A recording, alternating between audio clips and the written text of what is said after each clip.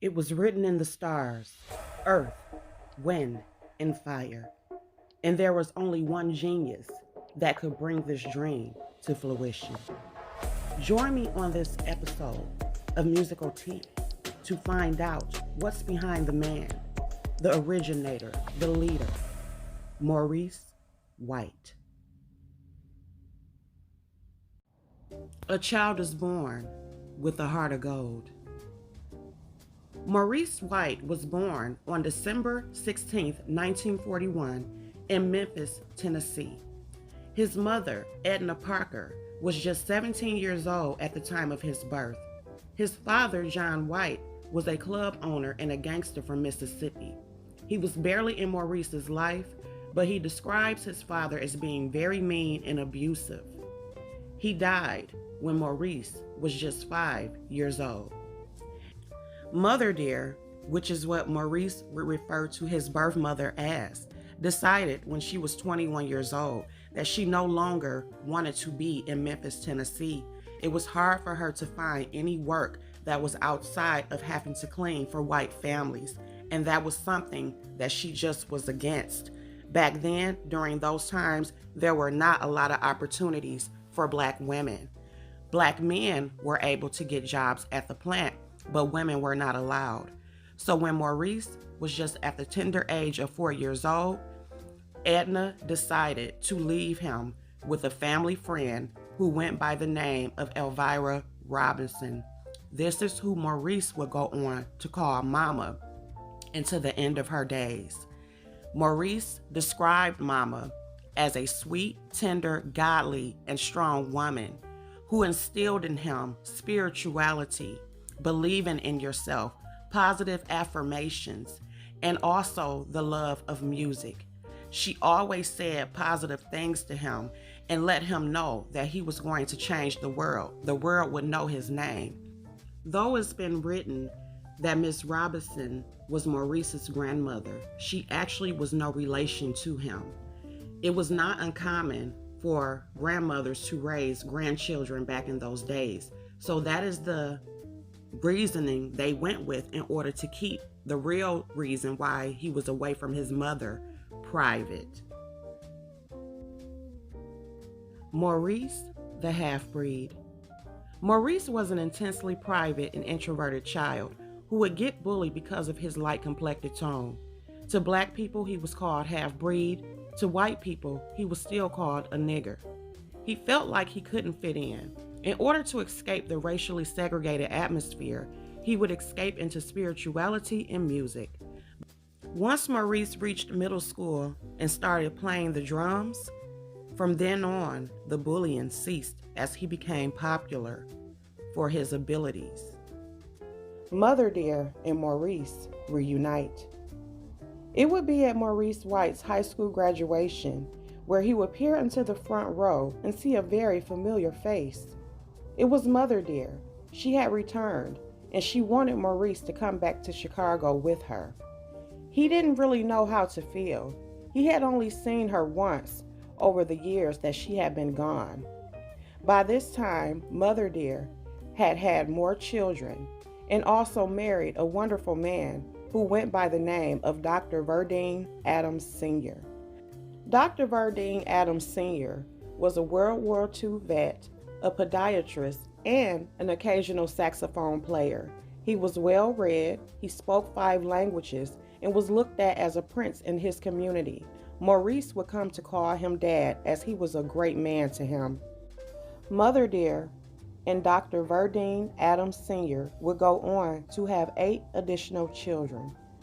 The woman who had taken care of Maurice, Miss Robinson, was understandably devastated, but she knew that Maurice had to go as there were no opportunities for him in Tennessee. Sadly, she died of cancer 6 months after he left. Chess Records and the Ramsey Trio. In the mid-1960s, Maurice White had gotten hired at the legendary Chess Records, which was founded by 2 brothers, Leonard and Phil Chess. He was a session drummer for various artists such as Etta James, Muddy Waters, and The Impressions, just to name a few. While working at Chess Records, he met jazz pianist Ramsey Lewis and soon became a part of the Ramsey Lewis Trio. He worked on 9 albums with Ramsey Lewis, in which one of the songs ended up winning a Grammy. While with Lewis, he learned not only about music, but he learned about great stage presentation. And he also ended up learning about an African piano called the kalimba, which would come in handy when he formed his own dream band. It was written in the stars. Maurice loved all things metaphysical. He also studied astrology. He looked at it as a science. In the late 1960s, he sought out the counsel of a famous Black astrologer from Chicago named James Black. People would travel from all over the world to see him. As Mr. Black did Maurice's birth chart, he recognized that Maurice had no water present, only fire, air, and earth elements. He proceeded to explain to him that usually meant a pronounced lack of emotion. He also explained that birth charts are done in order to make one aware of their natural tendencies. What they choose to do with the information will determine the course of their life. Maurice understood that this was a definite truth because he was always able to cut off people emotionally very quickly, stemming from issues in his childhood. With this information, he decided to go back on tour. But as he was on tour, he started to have a series of dreams. He dreamed of a band with 9 people, with different objects such as turbans and outfits. A universal band that would bring about self-love, dignity, a different kind of Black masculinity. He became obsessed over it, and over the couple of months, he started to draw out what he wanted this band to be. It would be a band that he would be the leader of. Soon after, he left the Ramsey Lewis Trio. The original Earth, Wind, and Fire. After leaving the Ramsey Trio, Maurice started on a mission to find other musicians to aid him in turning his vision into reality. He made the move to California at age 28. As he was getting the band together, he called his brother Verdine White, who was 19 years old and had just gotten a full musical scholarship to come out to California and star Earth, Wind, and Fire with him. Verdine, who Maurice referred to as the ultimate Leo, agreed to join him on this journey. The original members were Don Whitehead, Wade Flemings, Yeeksoft Ben Israel, Michael Beale, Sherry Scott, who was the first female singer of Earth, Wind, and Fire, Alexander Thomas, and Chester Washington. This was 1970. After this first lineup, there would be several change-ups in the members due to some not understanding the concept of Earth, Wind, and Fire and issues with Maurice band leadership. In 1972, all the original members except Verdine White and Sherry Scott quit the group. Maurice had to regroup. He then got Phillip Bailey, who had a wonderful falsetto voice, to join the group. Then entered Ralph Johnson, who also joined in 1972, and then Maurice's little brother, Fred White, who had started playing the drums when he was 15 years old and had already had some fame. He asked him to come and join too, and that was in 1974. The last female singer that would ever head Earth, Wind, and Fire came in 1972, and her name was Jessica Cleaves. She had a beautiful voice, but Maurice eventually put her out of the group because of her drug use, which was a huge no-no. She is the beautiful high-note voice that you hear at the end of Keep Your Head to the Sky. Music is my mistress, and she plays second fiddle to no one. Nothing or no one was more important than Earth, Wind, and Fire to Maurice White. It was his baby. He put up the money. He owned the name. He owned the vision.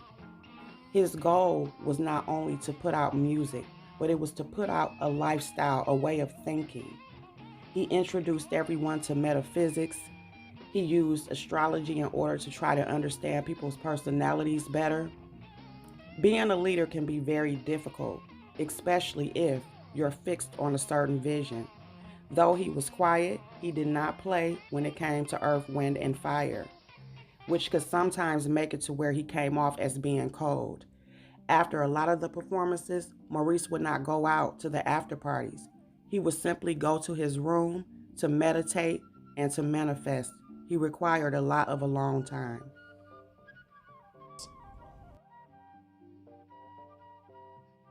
Love and fatherhood. Maurice White was a very self-aware individual. He valued his peace and solitude, and most of all, being free. He never thought the idea of waking up to the same woman day and night was cool. Plus, unlike a lot of other artists in the business, he knew that he would be away on the road, a lot away from home, making it impossible for him to have a traditional relationship.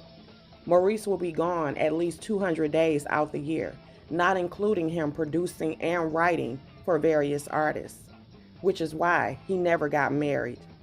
But he had a few significant relationships, which resulted in him having 3 children. The first woman that Maurice would refer to as a friend he had known since the Ramsey trio days, her name was Evelyn, and they would end up having a daughter together, Maurice's firstborn, Hamia Mimi White. After she was born, Maurice bought Evelyn a house to raise Hamia in, but he was barely there for her childhood because he was always on the road. He expressed regret for that, for the toll that it took on her, and their relationship was strained because of it. The second woman that would end up being very significant in Maurice's life was named Marilyn Ordovice.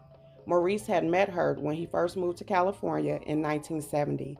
Initially, their relationship was wonderful. They were on the same vibe as far as clean eating and lifestyle, but eventually they started to have issues on and off as Marilyn wanted to know what would be the status of their relationship. She wanted marriage and Maurice was not for it. So eventually they ended up breaking up in 1977, but she was never far away. They remained friends until the end of his life. They ended up giving birth to their first son, which was Cabron White. Cabron White now is in charge of Maurice's estate, and he still travels with Earth, Wind, and Fire. Maurice was also not very much present in the early parts of his life because of him traveling. The last woman was named Eileen Warren. She was a clothing designer that Maurice had met back in 1972.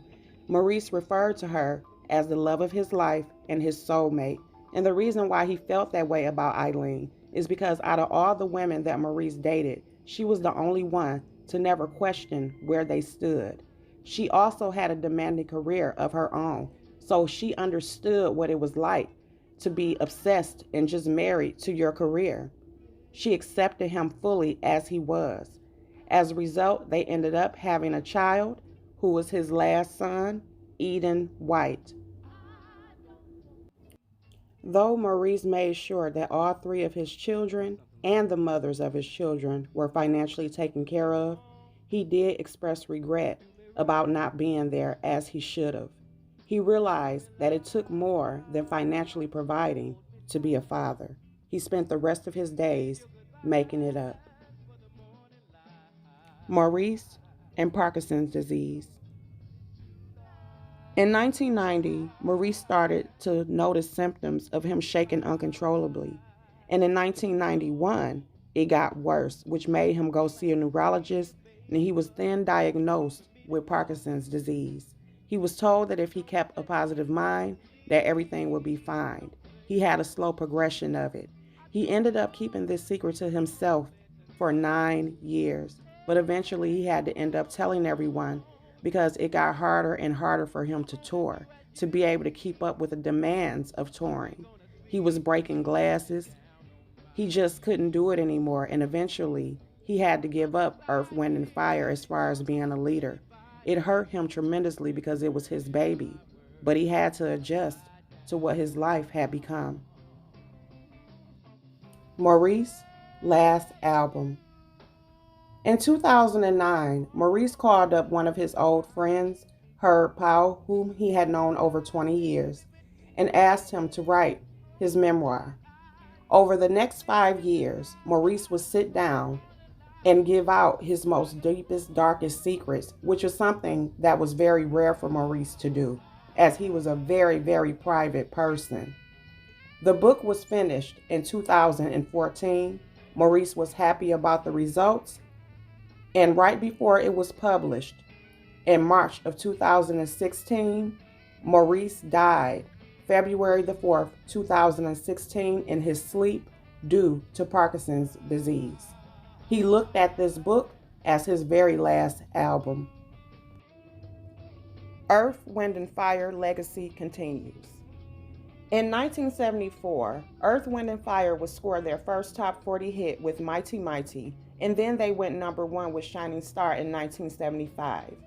They would go on to have 16 top 40 singles, win 6 Grammys, and sell an estimated total of 90 million albums. Maurice won an individual Grammy for Got to Get You Into My Life in 1979. The group was inducted into the Rock and Roll Hall of Fame in 2000.